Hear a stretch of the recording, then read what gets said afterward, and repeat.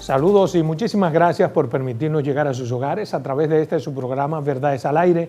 Hoy me acompañan con la honrosa presencia los abogados Valentín Medrano y Maribel Reyes, dos perínclitos del derecho con quien quiero compartir varios temas, así que bienvenido a Verdades al Aire. Muchísimas gracias, Salomón. Un placer estar aquí contigo y con Valentín. Vamos a ver qué hablamos un poquito de derecho. Para mí es un honor, como siempre, estar aquí. Todo el mundo sabe lo que Adolfo Salomón... Te fue bien por los Miami, Valentín. Y a ti también. No, esa peladita y eso. Bien, mire, yo quiero que... Yo no terminé de decir que lo que tú me significas. Ah, ok. Pero todo el mundo lo sabe, pues yo siempre lo digo. Ya. Así que reiterar que es muy grato estar aquí. Demasiado, demasiado grato. Y con la presencia de la licenciada Reyes, a quien he visto en los medios de comunicación y me parece que es una persona muy ducha. Una estrella en ciernes. Gracias. Una estrella y punto. Y punto. Lo que pasa es que un diamante en bruto lo está puliendo y el mundo ya la conoce. Yo creo que bien. es un diamante inteligente. Ya. Miren, yo quisiera la valoración de ustedes dos respecto de una propuesta de resolución de la Suprema Corte de Justicia en la que trata de que algunos datos de las personas no sean conocidos en los casos penales o en los casos judiciales. ¿Qué ustedes piensan? Por ejemplo, el Colegio Dominicano de Periodistas, la Sociedad de Diario lo objetan porque dicen que se presta para ocultamiento de datos de personas importantes y otros tipos de cosas. Empezamos con las damas, ¿verdad? La dama primero. Bueno, lo primero que hay que saber es que no existía una política de protección de datos en la Suprema. Y si algo debe de existir es que cada institución, cuando manejas datos sensibles, debe de tener una política de protección de datos. Ahora bien, en la República Dominicana tenemos dos derechos fundamentales, el derecho a la libre expresión y el derecho a la protección de datos, que viene del derecho a la intimidad de las personas. Cuando tenemos dos derechos contrapuestos, hay que ponderar dichos derechos y saber qué derechos que tienen un mismo nivel de protección a nivel constitucional, entonces, ¿cómo vamos a tratar esos derechos? Ahora bien, sabemos que en los casos penales hay un ministerio público que es el representante de la sociedad y como representante de la sociedad tiene que saber ciertos datos que van a estar dentro de esos expedientes penales. Cuando un tema de menores, tenemos claro que los menores tienen que estar protegidos y existe una política de protección respecto a esos menores, y no solamente los menores, sino incluso los padres de los menores, porque son los que representan a esos menores en los casos, independientemente de que sean casos penales o civiles. Y si bien es cierto que cuando vemos la política, la resolución completa, para mí el medio que tiene, dígase, lo que busca la Suprema, que es proteger a una comunidad sensible, en este caso, posiblemente el tema de los menores, de incluso temas civiles que incluyen mayores de edad, pero que son tal vez temas muy íntimos de las personas, que no se dilucen de forma pública, yo lo entiendo. Ahora bien, hay una deuda con la sociedad y es la deuda de esos casos penales, y esos casos penales posiblemente no son todos los casos que hemos conocido de que un caso de muerte, son los casos de corrupción. Y entonces sería discriminatorio ocultar unos y otros no. Bueno, lo que pasa es que tú tienes que tener una política de protección de datos de qué es lo que tú vas a proteger. Pero ¿por qué, perdóname, obligatoriamente tú lo tienes que proteger. ¿Por qué tiene que haber una política de protección de datos que ya están protegidos? Porque la ley protege el derecho a la intimidad y la Constitución también. Y él está tratando de resguardar, como poner un segundo candado a cosas que ya están debidamente protegidas, pero no le compete a la Suprema Corte de Justicia esa sobreprotección que está protegido por ley. No, por eso te digo, una cosa es cuando tú me digas que tú vas a proteger a una comunidad sensible, como en este caso el tema de los menores, que por lógica e incluso por la Convención del Derecho del Niño tienen que estar protegidos. Están ya. Y debe de estarlo. Ahora bien, ¿qué temas son los que vamos a proteger con esta política de protección? O sea, ahí es donde te digo que hay un medio que busca una protección, pero ¿cuál es el fin de esa protección? O sea, ¿qué es lo que vamos a buscar con esto? ¿Qué piensa el doctor Valentín Medrano de proteger lo que ya está protegido por parte de la Suprema? Empecemos por tratar de segmentar y de focalizar las procuras de la Suprema Corte de Justicia, los alcances. Fíjate que la Suprema Corte de Justicia recientemente intentó que las audiencias penales, por ejemplo, se hicieran de forma virtual. Y aquí entonces se coció una ley tendente a la consecución de prohijar un estadio situacional en que la República Dominicana avanzara hacia la modernidad y asumiera todas estas técnicas, toda esta revolución tecnológica que hemos vivido en los últimos años, como una especie, por así decirlo, de muletilla, de sistema facilitador para el ejercicio de los derechos. Pero el legislador le dijo, no, mira, en el artículo 14 de esa ley le dijo, mira, exceptuando lo penal, exceptúame lo penal, porque lo penal tiene que ser abordado de una forma diferenciada, absolutamente diferente del resto de los derechos que pueden esperar. Es para el derecho penal, sobre todo, cuando máximas como justicia retardada es justicia denegada. Es para el derecho penal, sobre todo, ese tipo de protectorado que a partir de él, de visión de protección jurídico-constitucional, a partir de él y con base en él, se dan, por ejemplo, el plazo máximo de vencimiento del proceso. Todo proceso debe concluir en un tiempo determinado, tendente a la consecución de que establecer un estadio situacional en que la persona no puede estar afectada por un sistema de forma eterna Permanente. y permanente. Entonces, con respecto al derecho penal, el artículo 290 del Código Procesal Penal te dice que hay una etapa en que los datos son protegidos obligatoriamente, Claro. pero no se cumple. Ese es el problema.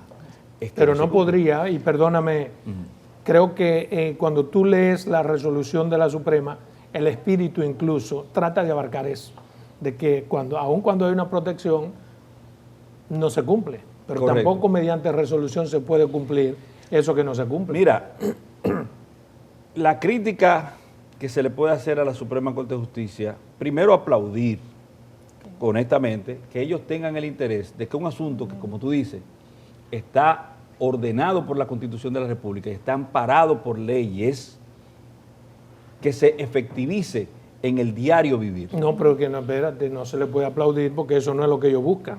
Ellos no buscan, hermano, que se haga mucho más efectivo lo que dicen las leyes, ¿no? Ellos lo que están buscando, que esos datos de personas, por ejemplo, lo que está implicado en casos de corrupción, yo me llamo Adolfo Enrique Salomón Brea, en vez de que aparezca mi nombre, como se supone debe estar, como manda la ley en una querella, aparezca AESB. Pero quién sabe Hasta quién tanto. es AESB. Sí, pero Detrás de eso hay personas poderosas. Eso tú lo puedes hacer en la etapa preparatoria. Pero vamos a verlo como garantía de derecho, y te lo explico de la siguiente forma. Un proceso penal es como un ser humano o como un ser viviente. Nace, crece, se reproduce y muere. La muerte de un proceso penal de forma ordinaria se da con una sentencia de la Suprema Corte de Justicia con la característica de la cosa definitiva e irrevocablemente juzgada. Esto se juzgó y esta es la decisión última.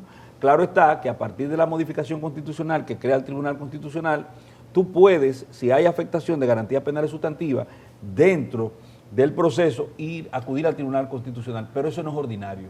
Lo ordinario y la firmeza se adquiere en el Poder Judicial. Efectivamente, vamos a suponer que tú naces como imputado en un proceso. Pero que... Quiero llegar al final y va a ser rápido. Tú pasas por todas las etapas y eres absuelto. ¿Quién te devuelve a ti la afectación moral que tú recibiste? Y la sentencia de la negativa? absolución. No te lo devuelve. Pero claro no que te sí. lo devuelve. Recógelo. Claro, no, Recógelo. Mira, recógelo, nosotros tenemos una pero ley. que no se puede... tenemos no una se ley. puede ver tan literal, de que bueno, me acusaron de corrupción, ahora hay 2 sentencias. Cuando usted adquiere una sentencia, más allá de lo irrevocablemente juzgado, como tú estableces, y está taxativamente expresado sin ninguna duda, Está bien. usted es inocente. Te voy a mencionar un nombre entonces. Ahora, que alguien quiera de manera deliberada, aún con sentencia en firme, de que usted no es corrupto, tratar de indilgarle corrupción, eso es otra cosa. Te voy a mencionar 2 nombres. Pues entonces Que eso han que sido pretende... zarandeados y vilipendiados, Sí. y aún teniendo sentencia Sí. firme Sí. de la Suprema Corte de Justicia, siguen la gente de cuando en cuando ¿Cuál es? dañando. Dime Por cuál. ejemplo, Félix Bautista, por ejemplo, te pongo el nombre, y te pongo Víctor Díaz Rúa. Para ponerte 2 nombres. Pero eso ¿Tiene encaja, sentencia firme? Pero perdóname, Ahora, eso encaja en lo que te estoy diciendo. Aún cuando hay una sentencia que alguien pretenda, fíjate, por ejemplo, que por eso es que hay una diferenciación entre periodista y comunicador. El que es periodista que tiene butaca, cuando se refiere a Félix Bautista, no puede señalarlo como corrupto, como lo hace cualquiera que no tiene butaca. ¿Por qué? Porque entendemos que es una sentencia y que él tiene todas las prerrogativas como cualquier ciudadano. Y te aplaudo, pero, ¿Sí? pero Ahora, recientemente... ¿de dónde le nace, y termino, ese espíritu de algunos que quieren tildarlo de esos tipos penales, aún cuando tiene una sentencia a su favor? De la forma en que supuestamente logró esa sentencia a su favor. Pues yo te diré que recientemente la República Dominicana participó de una premiación de medios de comunicaciones digitales.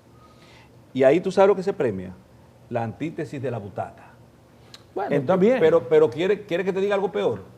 Quiere que te diga algo peor. El consumo masivo a nivel nacional de información se da justamente de los desinformadores. Perfecto. Y no de los informadores Perfecto. que tienen butaca y que tienen una concreción clara de lo que es la obligatoriedad de respetar éticamente ciertos límites. Entiendo eso. Eso lo hacen los que no conocen de la legalidad. Pero aquí tú lo estamos conoces. hablando nosotros Sí, pero de leyes, pero mira no qué de pasa, ilegalidad. y creo que es el espíritu de lo que expresa Valentín. Si bien es cierto, y puede ser cuestionable la resolución de la Suprema, lo que yo siempre he dicho es mejor tener algo que podemos ir arreglándolo en el camino a no tener nada. No teníamos una política de protección de datos. Ahora bien, que efectivamente se cuestione el tema de corrupción o el tema de ciertos tipos penales, por ejemplo, que vamos a tener ahí y qué es lo que busca.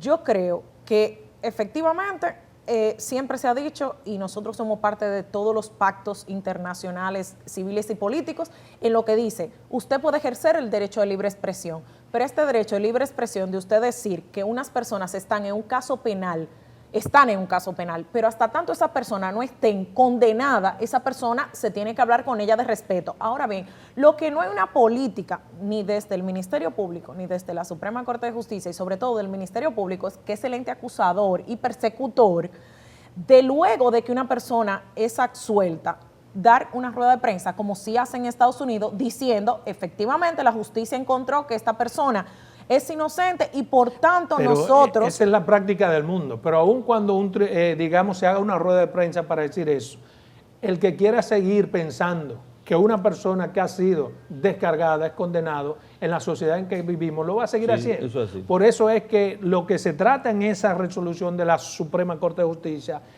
es guardar, es la opacidad, es que los medios de comunicación que son responsables de lo que escriben no tengan acceso, y así no se puede. Si bien es cierto que hay que garantizar todas estas cosas, perdóname, los medios formales tienen que tener acceso a las informaciones, eso porque no, en una querella lo primero que te piden es...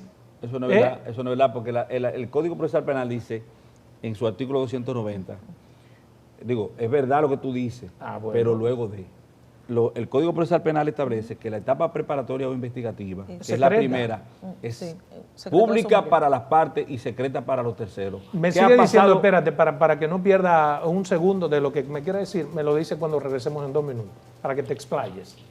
Perfecto, continuamos aquí en esta interesante entrevista. El problema es ese. Ahora, por ejemplo, un expediente, una persona de un apellido sonoro va a aparecer con sus iniciales, más no con el nombre y apellido. Lo que implica una cierta opacidad. Eso no puede Pero ser. además los medios no tendrán acceso de forma directa. Eso no puede ser porque se opone a un principio nodal establecido en el Código Procesal Penal. Creo que exactamente el instituido en el artículo 19 del Código Procesal Penal, que te dice que tú tienes que individualizar a la persona imputada.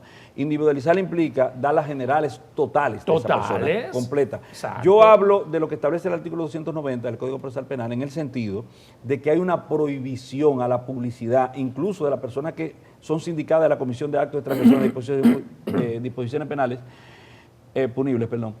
Sin embargo, el derecho a la información que la ciudadanía tiene, que es constitucional también, de alguna forma contraviene a ese protectorado. Pero como es para una sola parte del proceso penal, que es específicamente la investigativa o preparatoria, tú lo puedes conceder. ¿Por qué? Porque hay personas que han sido arrastradas a una investigación por apariencia de participación o ajuste de su conducta a norma proscriptiva, que resultan después de la investigación no ser responsable. Pero Pero cuando eso- tú lo zarandeas en los medios de comunicación, los indicas, lo que está pasando, bueno, es que a mí no me gusta hablar de los casos que yo llevo y no lo voy a hacer. El problema no es lo que voy a hacer. tenemos que definir medios de comunicación, los que son formales de los informales. Porque los que somos formales, perdóname, y quiero insistir en esto, tenemos la conciencia de decir supuesto. Bajo decir supuesto, tú estás protegiendo Y yo te- incluso y yo te- lo que puede. Pero ¿qué es lo que pasa con eso que establece el código? Ciertamente el monopolio de la información y la etapa secreta. Solamente lo conocen las partes. Pero ¿cuál de las tres partes es que lo filtra? Cualquiera de los tres. Es que no es verdad que lo conocen solo las partes. Por eso, y tú utilizaste la expresión filtrar, pero a la filtración que se da del proceso penal en la etapa embrionaria, a esa filtración, el tratamiento que le dan los medios formales, como tú dices, no es el tratamiento adecuado que tú le das como comunicador responsable que siempre has sido. Cuando tú dices, no puedo sindicar a fulano de tal de ladrón, sino de presunto comisor de un hecho. Esa presunción va hermanada con una obligación constitucional que nosotros tenemos para la tratativa de las personas imputadas en el proceso, que se llama presunción de inocencia, no de culpabilidad. Y en el momento que usted no utiliza la verborrea adecuada, como tú sí lo haces y lo estás diciendo hoy, de decir, presuntamente, fulano de tal llevó a efecto tal o cual hecho que define una conducta Pero así es como punitiva. aparecen en los expedientes. En los Aún en la etapa de en los- imputación, en los ningún ministerio público los acusa. En los expedientes filtrados, Sí. para pasar a la joven, he hablado demasiado, en los expedientes filtrados, Aparecen con los tipos escúchame, penales que se les cuando indica. los medios de comunicación tratan los temas, lo dan como si ellos fueran testigos de los hechos. Y te dicen, No, sí, atiéndeme. Nosotros lo que lo Atiéndeme. damos, perdóname, es taxativamente como está en el Pero- expediente acusatorio. No, Sí, no, claro. pero está bien. Digo los que se respetan, Pero, los pero medios tú que se no lo haces, respetan. tú no lo haces, no hablo de ti, porque No, oye, yo estoy hablando tú te de los respetas. medios a los cuales Yo voy he a hablar de trabajado. de los medios en términos generales. Los medios en términos generales dan por cierto lo que dice el Ministerio Público. Ni siquiera lo cuestionan. Ellos simplemente dicen, fulano de tal hizo tal cosa. Según el Ministerio Público. No, si dijeran según el Ministerio Público dijo tal cosa. No, son filtraciones. Recuérdate que en las filtraciones no hay fuente. Se filtró y ellos lo dan por cierto. Mire, fulano hizo tal cosa. Sí, óyeme. Los medios que se Mira. respetan, no es verdad que no. Pero los que se respetan. Pero estamos hablando de los ¿cuántos se medios respetan? Bueno, formales, pero- todos los formales. Vamos a ver qué No, piensa eso no es Maribel. verdad. Mira, Eso no es verdad. Yo pienso que sí. Algo que también nos tiene que quedar claro es que efectivamente existe un tema de derecho a la información que lo tienen todos los medios, que lo tenemos todos. Y un derecho a la información y un derecho a que queremos, sobre todo el tema de la transparencia. Eso Sobre debe todo de cuando ser son actos de obligatorio. corrupción pública. Totalmente. Ahora bien, ¿hasta dónde llega ese derecho a la información y ese derecho a la transparencia respecto al derecho a la intimidad de las personas? Si algo debo de valorar que hizo la pasada camada o la pasada presidencia del Tribunal Constitucional fue hablar cómo se iban a tratar los datos de esas sentencias constitucionales en los medios de comunicación. Esa política de protección de datos que ha dado la Suprema debía de ir acompañada con un entrenamiento, dígase, intentar tener esa comunicación con los medios de comunicación, dígase, con la sociedad de diario, de televisión y demás, incluso hasta las redes sociales, porque efectivamente, como dice Medrano, algunas veces tenemos estos medios que son los medios formales, que tienen tal vez vienen de un background y de una preparación para tratar ciertos datos, que no es lo que se está viendo en el Populis actualmente. El Populis actualmente que cualquiera tiene acceso a un teléfono, a una red social y de esa red Pero social eso puede pasa decir lo en que el sea. mundo entero. Entonces, ¿por qué Sí. aquí tenemos, perdóname, Pero el mundo entero la regula y República Dominicana no. Sí, Perdón, exacto. claro. Nosotros no tenemos reguladas En las todas redes partes, sociales. Tú ves, por ejemplo, en España hay bulos y hay todos los días sometimientos por bulos. Tú ves Estados Unidos, ¿Qué bulo? todos los días hay sometimientos, ¿Qué bulo? bulos, informaciones falsas, informaciones distorsionadas. Esos son bulos. O sea, eso son cosas que no se pueden garantizar. Ella acaba de hablar de una sentencia del Tribunal Constitucional en la que efectivamente se regula lo que ahora la Suprema también quiere regular, Pero de una la- forma diferenciada. Pero el Bueno, Tribunal pero- Constitucional reguló tanto que sacó a los abogados de la sentencia. No se sabe qué abogado incoó la acción. Reguló tanto que afectó, porque en definitiva... Ya ese es otro tema. No, en definitiva, si tú como abogado vas al Tribunal Constitucional con una acción y tú sales ganancioso de esa acción, que no sea directa, porque la acción Si es es una directa, acción directa, te salía ponen el el nombre. Pero tú vas, después de un proceso ordinario, llegas al Tribunal Constitucional, sales ganancioso, tú no puedes enrostrarle eso a nadie, ni tampoco puedes sacar gananciales desde el punto de vista publicitario como profesional eficiente, porque el Tribunal Constitucional no le da la santa voluntad. Yo entiendo, Pero sobre por el nombre de ejemplo, los jueces sí aparecen. Exacto. Oye. Que eso es Y transparencia. eso es equidad. Y no, pero es equidad. No. Hay igualdad.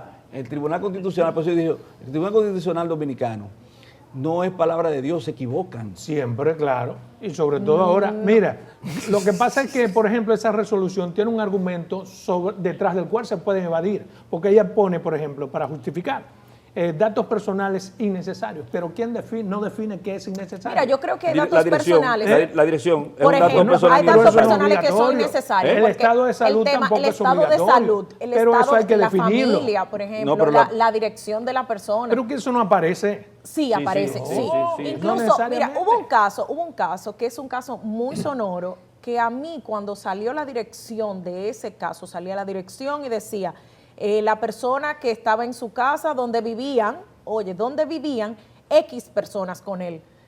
A mí me preocupó muchísimo, porque yo dije, No debe, eso ¿por es qué debe de demasiado? salir que esa persona habita en tal dirección y que en su casa viven los hijos no sé cuántos, los nietos? Te doy un dato. Espérate, te doy un Eso dato. eso es hasta pólvora para preocupante. los ladrones. Ahora bien, Te doy un dato. Sí. En unos casos famosos, se zarandeó tanto a una persona que hasta los mismos Estados Unidos intervinieron y le quitaron la visa a los hijos y a la mujer. Porque es que nosotros no somos totalmente honestos en la tratativa de la problemática que nosotros creamos en este país. Sí, pero esas visas, si es el caso al que tú te refieres, Ajá. que yo creo, Sí. no se le quitó porque el caso se zarandeó, sino porque la embajada hizo sus averiguaciones y tuvo como resultado eso, que a mí me pareció abusivo, ¿eh? La embajada no hizo Porque ninguna aquí creen averiguación. que mira, Estados Unidos te aquí- quite una aquí visa, es una sentencia, y no debe ser así. Aquí no hace ninguna averiguaciones. Las averiguaciones las hacen otros y dan informes. Y esos informes ellos los aceptan como buenos y válidos. Esa es la realidad. Esa es la realidad. Y entonces, pero esa iniquidad, ese abuso, ese absurdo, habla de que la responsabilidad penal personal, que está en el artículo 17 del Código Procesal No Penal, puede no se arropar. respeta. Claro. Pero no la respeta nadie. Porque ¿cómo esas personas fueron zarandeadas en los medios de comunicación? Fueron los que lo fueron. Incluso ella hablaba en su condición de mujer, preocupada y dolida, de la protección, sobre todo, del niño. Pero eso lo dice la Constitución de la República, el bien Aquí- superior del aquí menor. estamos El tan- bien superior del menor. ¿Y tú sabes lo que hicieron con esos niños? Con esos niños, los malearon, los maltrataron, mira. los vilipendiaron, hicieron bullying de esa Yo familia. estoy de acuerdo contigo, pero aquí hasta los medios de comunicación, perdóname, tendremos algún día que autoevaluarnos respecto de las decisiones norteamericanas, ¿eh? Porque aquí No, pero claro, yo estoy de acuerdo. los norteamericanos te quitan una visa y tiene un peso para la sociedad mayor a una sentencia definitiva, ¿eh? Por eso, Y con cualquier cosa te dañan Así la es. reputación por eso, y eso no puede tener tanto por valor. eso el abogado Soto Lara, Manuel de Regla Soto Lara, proponía que todo funcionario judicial debe renunciar a la visa. ¿Por qué? Porque es un incidente al momento de tomar decisiones desde el punto de vista objetivo en los procesos de ¿Y por interés. qué tendría que ser? No, tendría que ser un juez, por ejemplo, Ah, muy blando, para que por una visa deje de hacer lo correcto. Si deja de hacer lo correcto por Pero- una visa, no merece ser juez. pero Sencillo. me luce que tú estás en El Salvador o en el país No, de yo Pepe estoy Mujica. aquí y No, conozco jueces que se sobreponen a cualquier tentativa de los norteamericanos. yo escuché a No un creo que juez que hace. se llama Sí. José Alejandro Vargas, que dijo en un discurso hermano Vargas. en el que yo tuve la oportunidad de participar, dijo, mire, si quiere que me quiten la visa. Y esa expresión, ¿qué es lo que te dice? Que suele ocurrir. Pero entonces, que si tú, escúchame, pero también perdóname, ocurre lo que estoy diciendo, que hay quienes dicen pero- que no. Pero perdóname, ¿cómo puede uno pensar que un sistema de justicia puede tener tantas tentaciones y tantas presiones? Aparte de las presiones de los medios de comunicación, porque todo el mundo sabe que en principio tú eres presuntamente culpable por el mismo tratamiento que dan los medios. Porque la presunción de inocencia, es decir, mira, fulano de tal, lo estamos Eso indicando. existe, la presunción de inocencia. Exactamente. Es que no existe, pero en la está práctica no existe. Pero está en la Constitución. ¿Y qué hacemos Pero con es eso? que tú sabes que esa presunción de inocencia. Es una... Pero es esa algo presu- que está en la Constitución, pero que no es verdad. ¿Cómo Tú lo que sabes. no? No. Está en la Constitución Yo te- y es no un derecho importa. fundamental Lo que diga la y es tuyo, Constitución, inalienable pero y hablamos tienes que ahorita, protegértelo siempre. Pero él escúchame él por qué. tiene razón, él tiene Escúchame razón. por qué, porque no es que lo que dice la Constitución, como dijimos ahorita, no es palabra de Dios. ¿Por qué no existe la presunción de inocencia? De que el Ministerio Público comience a investigarte, no es porque te presume inocente, aunque debería, porque debe actuar a cargo y a descargo. Desde que te imputa ya no hay presunción de inocencia, sino de culpabilidad. El juez, que se supone que es garante, no te puede presumir inocente porque se iría a un bando, sino que no te puede presumir ni inocente ni culpable, pues yo soy el juez intermedio. Entonces, ¿cuál es la presunción de inocencia? ¿Quién me presume inocente? Si lo que hay una persecución fundamentada en supuestos hechos. La presunción de inocencia en materia penal se da por la tratativa respecto a la medida de coerción que se haya de imponer. Porque el juez que presume inocente no puede mandar a nadie preso prácticamente. Exacto, Porque, se rompe porque la inmediatamente. regla es la excepción. Perdón, la prisión es la excepción, según Pero según el código. según Exacto. Estamos partiendo de la ley. Empezando de la ley, tú te presumes que eres inocente porque la prisión es la excepción y Por no la eso es regla. que digo que Sí. no hay en la tal práctica, presunción. en la práctica. Ahora es un mea culpa sistémico que debemos hacer. Bueno, vamos a una segunda pausa comercial. Regresamos en 2. Bien, continuamos aquí con este interesante intercambio de opiniones con estos dos prestigiosos y jóvenes abogados. Esa es la camada que debe estar en la cima del derecho nacional. Tiene conceptos, tienen capacidades, tienen nuevas ideas. Y quisiera entrar a otro tema con ustedes dos. Por ejemplo, el tratado marítimo que se hizo con los Países Bajos. Te he escuchado opinar sobre el tema. ¿Cuál es tu valoración? ¿Ciertamente el país se dio espacios o no? Mira, el tema marítimo, que es un tema muy técnico, muy complicado, sobre todo porque no todo el mundo se dedica a estudiarlo. Fue mi tema de tesis doctoral. Tengo 13 años con el tema guardado porque no es un tema tal vez tan interesante para República Dominicana. Y bueno, tenemos un acuerdo marítimo que ha firmado la República Dominicana con Países Bajos. Y cuando se habla de Países Bajos son con las islas, que son territorio ultramar de Países Bajos. Y Países Bajos, Holanda. Holanda, sí. Entonces, es un acuerdo que pasó por el Tribunal Constitucional, como manda la Constitución de la República, luego del 2010. Control previo. El control previo de los tratados internacionales está previsto, donde el Tribunal Constitucional dio una sentencia diciendo que era conforme con la Constitución, tiene una serie de votos disidentes. Muy bien fundamentados. Sí, una serie de votos salvados y una aprobación de un mínimo, el mínimo. a favor. ¿Pero qué usted cree? Ahora bien, en estos momentos yo entiendo que él está ahora mismo en la mano del Poder Ejecutivo para someterlo al Congreso. El Congreso tiene la capacidad, de valorar lo que se ha dicho respecto a ese acuerdo. Ahora, ¿qué yo creo? Yo lo que creo es que se deben de tomar en cuenta esos votos disidentes, sobre todo en el tema de que República Dominicana y el Congreso de la República Dominicana ratificó un acuerdo en el 2009, dígase la Convención de Derechos del Mar, en donde en ese acuerdo nosotros elegíamos un método de delimitación que era el método de equidad y elegíamos declararnos estado archipelágico, lo cual nos da otro método para delimitarnos que no ha sido el utilizado y ahora la pelota está en el Congreso. ¿Qué piensa, Valentín? No, yo no pienso, yo quiero seguir preguntándole a ella, pero que en definitiva, ¿está bien o está mal?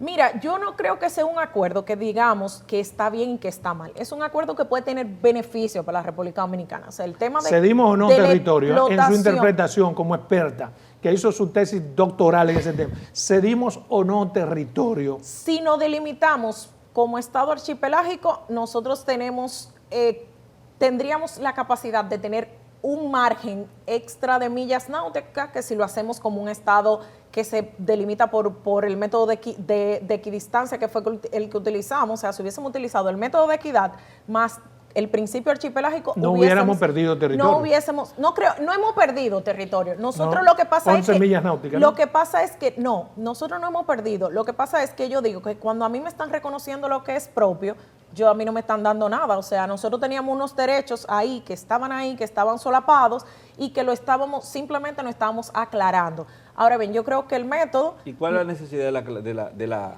aclarando? ¿Qué necesidad tenemos nosotros de estar aclarando esas cosas ahora? Mira, hay una frase célebre, dicha creo que es el idioma griego originario, Timeo danaos et dona ferentes. Temo mucho los griegos, sobre todo cuando traen regalos, con respecto al caballo de Troya, ¿verdad? Entonces, eso es el planteamiento de la duda, dependiendo de quién motoriza ciertas acciones. ¿Cuál es la necesidad en este momento? Mira, La necesidad no es nuestra, sino de los Países Bajos, porque hay supuestos yacimientos debajo del agua. Exactamente. Entonces, amparado en esa necesidad, no creo que su interés sea cedernos territorio, sino quitarnos territorio. En lo absoluto, y estamos hablando de una potencia, de ultramar. Sí.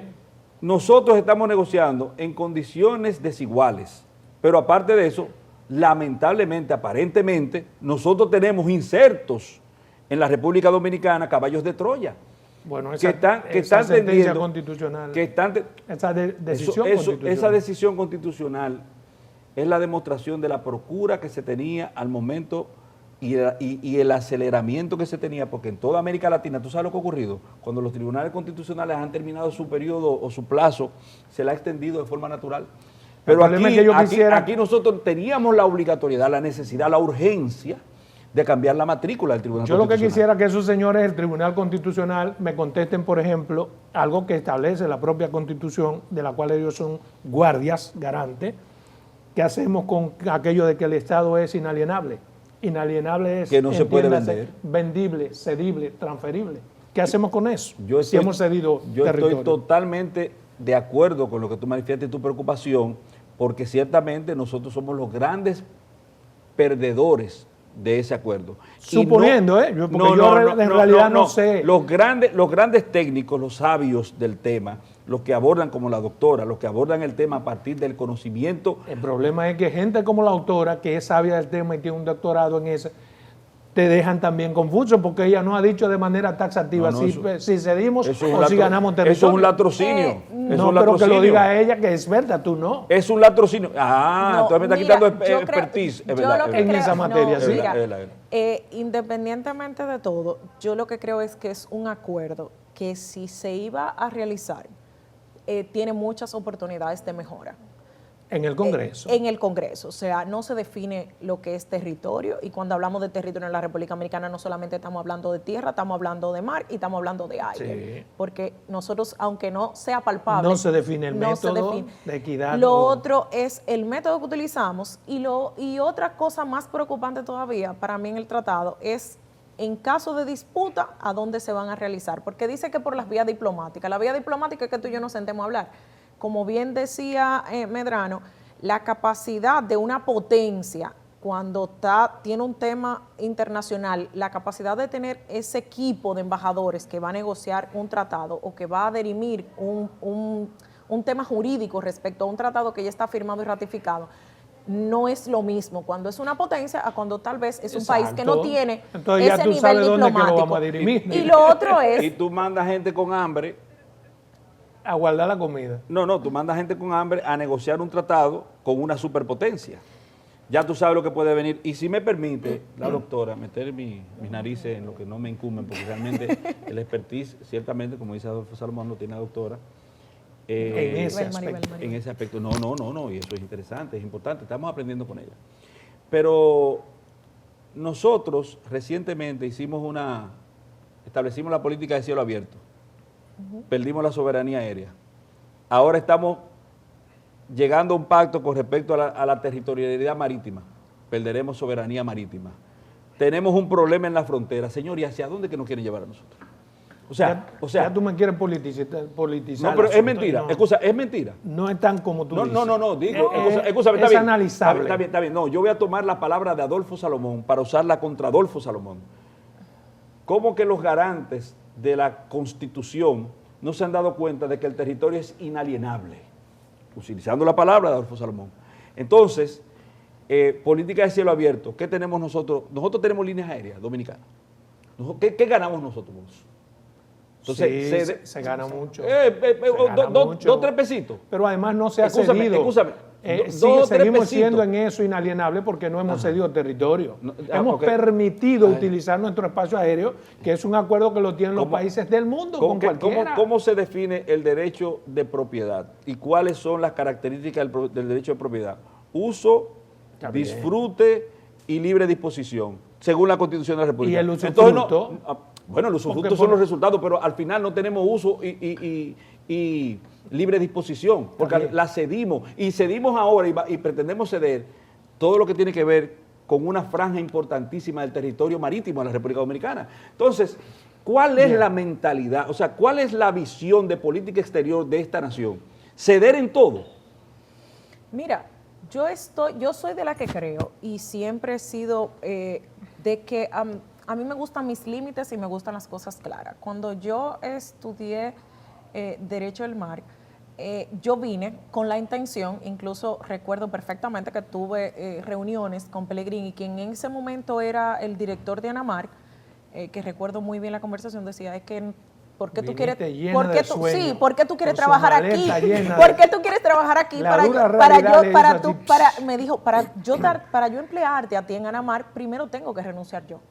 Porque sería injusto que con tu currículo y lo que tú sabes, yo sea tu jefe. Efectivamente, al final no pasó. Voy a hablar con mi amigo Luis, a ver si... Entonces, ¿qué pasa? Yo estoy de acuerdo con que nosotros tengamos nuestros límites. Incluso nosotros no solamente tenemos ese problema ahí abajo, que es el mínimo, señores. El problema grande nosotros lo tenemos con Inglaterra, con Turcas y Caicos, donde están dos de los yacimientos más importantes y debemos de delimitarlo y debemos de sentarnos a negociar. Pero debemos de saber a qué negociadores es que estamos mandando a negociar. David contra Goliat. Mira, hay otro tema que yo quiero compartir con ustedes y es algo que ha dicho Jenny Berenice, lo dijo antier, respecto de cuál es el papel del Ministerio Público. Nosotros tenemos que perseguir, no podemos temer a los otros estamentos. Supongo que usted sabe lo que dijo Jenny. ¿Cuál es su valoración? No, el Ministerio Público tiene un rol específico establecido en la Constitución de la República y en su ley orgánica. Ciertamente el Ministerio Público se rige por el principio de investigación, persecución y todas esas cosas que son su labor es proscribir. Llama a no temer a la persecución ni a la solicitud de medida de coerción. Pero usted critica mucho la medida de coerción. Pero escúchame, mi hermano, ahora iba yo a decirte que uno de los principios rectores de la función del Ministerio Público es la objetividad. Y me la explica ahora que tenemos que irnos a otra pausa. Vamos. Bien, continuamos esta interesante entrevista. No hay que temer miedo. El Ministerio Público no tiene que tener miedo a perseguir y a solicitar medidas de coerción. En principio, eso es lo lógico. Pero no hay que tener miedo, pero el Ministerio Público no está para ser un impenitente persecutor.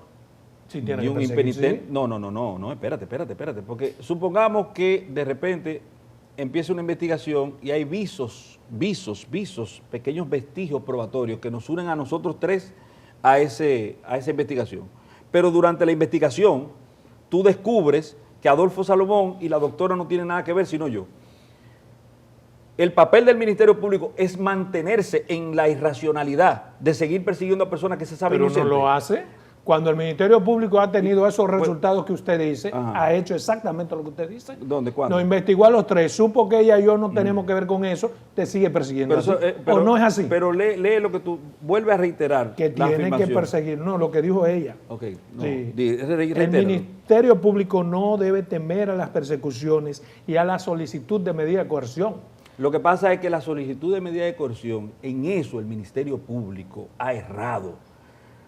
El Código Procesal Penal establece en el artículo 222, y lo establece la Constitución de la República en el artículo 69, que la medida de coerción privativa de libertad es la excepción y no es para el juez, no es para el imputado, pero es para el sistema de justicia que incluye al Ministerio Público. Eso se subsana muy simple. Ajá, ¿cómo? El Ministerio Público pide lo que quiere y el juez imparcial da lo que debe. El Ministerio Público está pidiendo lo que quiere y nosotros estamos, de alguna forma, bautizando un comportamiento anómalo y contrario al principio. Nosotros, la sociedad. anómalo, porque si a ti te dice, tú como funcionario, la Constitución te dice que tú lo último que tú tienes que solicitar es una prisión preventiva como medida de coerción, y tú haces de la regla la excepción y de la excepción la regla, entonces tú estás violentando de acuerdo la ahí, Constitución de la pero hay un República. estamento que puede desbautizar eso, el juez. Yo como juez te digo, no, Valentín, lo que usted me está pidiendo es improcedente e inaceptable. Pero en ese ejemplo que tú estás, solamente Sí, en ese ejemplo que tú estás poniendo, tú estás diciendo, está bien, el juez es el que debe hacerlo. Entonces el Ministerio Público, ¿qué es lo que tiene? ¿Tiene patente de gozo? Para no ajustarse pedir. a la ley. No, porque la cosa es que pida, una cosa es que pida. puede pedir. Una cosa es que pida, pero ¿por qué pedir de forma irracional? Bueno, pero que Por no- ejemplo, Es el que artículo no hay ningún 220 artículo que diga, Ajá. ¿Qué? a menos que no que tiene que pedir tal cosa o tiene que ser racional. El que tiene tiene que ser racional es el Las juez. medidas de coerción Bueno. son proporcionales. Proporcionales. Y eso lo debemos saber todos, todo lo que son Claro. parte del sistema de justicia. Pero no solamente, mira, de la declaración de esa puntual que tú sacas de mi querida amiga Jenny Berenice, de que el Ministerio Público tiene un rol persecutor y que no deben de tener miedo. Efectivamente, ese rol persecutor del Ministerio Público no solamente lo establece la Constitución y su ley orgánica, Claro.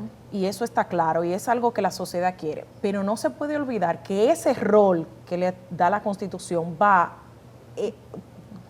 estrechamente vinculado a un derecho fundamental que es al cumplimiento del debido proceso. O sea, no podemos perseguir por perseguir. Se supone que en esa Claro. persecución se tienen que cumplir una serie de requisitos y una serie de protección de derechos que Claro. sea efectiva para que esa persecución tenga un fin, dígase, como todo lo expediente del Ministerio Público, si está bien instrumentado va a tener un fin, pero Claro. si no cumplimos con una serie de normas y de debido proceso en esa persecución, entonces vamos a tener luego que el juez va a descargar. Ahora bien, el otro día yo decía en un programa de que debe de haber una jurisprudencia uniforme con el tema del perseguir y el tema de la prisión preventiva, que es lo que no tengamos miedo a pedir prisión preventiva. Tiene que haber una jurisprudencia, porque no puede ser que efectivamente, como dice Medrano, todos los casos sean de 18 meses. Eso no es, en eso no lo comparto contigo. ¿Por qué? Porque un caso que no tenga una tipificación, que no cumpla con esos requisitos que el propio Código Procesal Penal establece, tú me estás diciendo que entonces el Ministerio Público no hace el trabajo de investigar y de clasificar cuáles casos sí cumple con 18 meses, cuáles cumple con 12, cuáles cumplen con 6, cuáles cumplen con 3, yo estoy de acuerdo, no tienen yo que tener estoy de prisión acuerdo, preventiva. pero llamémosle desmanes impropios del Ministerio Público a hacer esas solicitudes. Hay un estamento que es el que decide si lo que me está pidiendo el Ministerio Público tiene esencia o no, y puede decir, no, ¿por qué te tengo que dar 18 meses? ¿Entiendes? Y entiendo incluso la mala práctica por la que el Ministerio Público hace eso. Yo he dicho que nosotros tenemos una sociedad Datsun que le hemos puesto un motor Mercedes-Benz. Ese Código Procesal Penal latinoamericanista es muy garantista, pero nosotros no tenemos forma material ni humana de garantizar con las otras medidas de coerción lo que busca el Ministerio Público. Por eso, de manera desproporcionada y abusiva, pide prisión preventiva. ¿Tú crees que es así? Entonces, ¿cuáles son tus estadísticas al respecto? Pues yo no conozco el gran cúmulo de evadidos de la justicia, personas que han recibido, te voy a poner el mismo ejemplo. Víctor Díaz Rúa y Ángel Rondón recibieron en un momento la libertad y no se evadieron del proceso, estuvieron en todas sus audiencias. ¿Cuáles son los evadidos? ¿Cuál es la estadística que sustenta eso? No existe. Lo que pasa es la arbitrariedad. Lo único que, oye, Sí, lo tiene que único haber una que, estadística oye, al lo respecto. único, No, tiene que haber, pero no se toma la decisión en base a estadística, porque cada caso es particular. No, exacto, pero entonces tú me estás diciendo que la razón del Ministerio Público, lo que lo mueve a pedir prisión preventiva siempre, Absurdo. no, en la mayoría de los casos. es que la persona, que nosotros no tenemos capacidad de mantenerlo. Eso es falso, porque el sistema se ha mantenido con personas en libertad que han cumplido. Y te voy a poner el ejemplo más sintomático, que es el caso del Banco Baninter. Esas personas estuvieron todo el tiempo en libertad y cuando la sentencia se hizo firme se hicieron en prisión. Sí, pero que tú lo estás viendo con los casos que son sonoros nada más. No, yo te estoy poniendo ejemplos que la gente puede conocer. Perdón. En la realidad, en el diario vivir, eso ocurre de la misma manera. Estoy de acuerdo contigo y fíjate que yo dije que es absurdo el fundamento del Ministerio Público para establecer prisión. Sin embargo, no podemos tomar como ejemplo los casos sonoros. No, pero que Porque son los en el únicos, país son lo que la gente conoce. ¿Cuántos tú conoces? Te voy a mencionar, por ejemplo, el caso de Juanito Tucupey, que la gente no conoce. Yo te digo de la cosa que la gente le ha podido hacer seguimiento. Y te pongo un ejemplo sencillo. Otra vez vuelvo a Víctor Díaz Rúa y Ángel Rondón. Le dieron prisión preventiva, le pidieron prisión preventiva y al final salieron descargados. La prisión preventiva que le dieron a ellos fue abusiva y arbitraria. Bueno, ese es otro tema. No, pero es el caso, pero es el 100% de los casos. Esos casos son excepcionales. No, esos son el 100% de los casos. Porque óyeme, ¿cuántas personas resultan ser culpables después de recibir prisión preventiva? ¿Es una estadística que tenemos que tener o no? Es que me está desviando el sentido de lo que estamos analizando. Si bien es cierto que tengas razón en eso, lo que te digo es que tú no puedes poner como la generalidad esos tres casos. Porque si tú vas a Pedernales, por ejemplo, o vas a cualquier provincia lejana, hay mucha gente que ha sido sometida a la justicia y se ha escapado. ¿Tú conoces la resolución 1920? Muchísimas. ¿Por qué? No lo sabemos. ¿Pero de qué tipo de casos? Hay que ver. Casos penales, pero de qué? Y gente que lo están persiguiendo. De homicidio. De robo, de homicidio y tal cosa. Porque el de homicidio que en principio no le van a dar libertad. Pero eso pasa en Pedernales, ¿verdad? En Pedernales, que tiene una población de 20,000 gente. Yo te voy a decir, ¿tú conoces la resolución 1920-2003? ¿Tú la conoces? Te voy a decir de qué se trata. No tenemos tiempo y quiero un minuto para cada uno para que me den su opinión respecto de la huelga de los fiscales. ¿Qué les parece? Quiero comenzar con... Mira, el derecho, el derecho a huelga está contemplado en la Constitución, siempre y cuando no afecten derechos o valores fundamentales de otras personas, tienen el derecho a manifestarlo. Lo que quiero saber, tú, si eso lo sabemos que tienen derecho, ¿qué te parece que los fiscales tengan que irse a huelga? Es lo que es penoso que en nuestro sistema democrático, eso es lo que sí, que es penoso que en el sistema democrático, por lo que ellos están yendo a huelga, tengamos que tener fiscales yéndose a huelga por lo que está pasando. ¿Qué piensa Valentín? Igual que ella, yo considero que ellos no solamente que tienen el legítimo derecho, tienen razones más que suficientes para exigir reivindicaciones que ya fueron pactadas y que son simplemente incumplidas. Entre ellas, por ejemplo, nosotros tenemos el hecho de que hay una ley de presupuesto que designa una partida presupuestaria para el Ministerio Público de forma graciosa, eso nunca se cumple. ¿Qué hacer?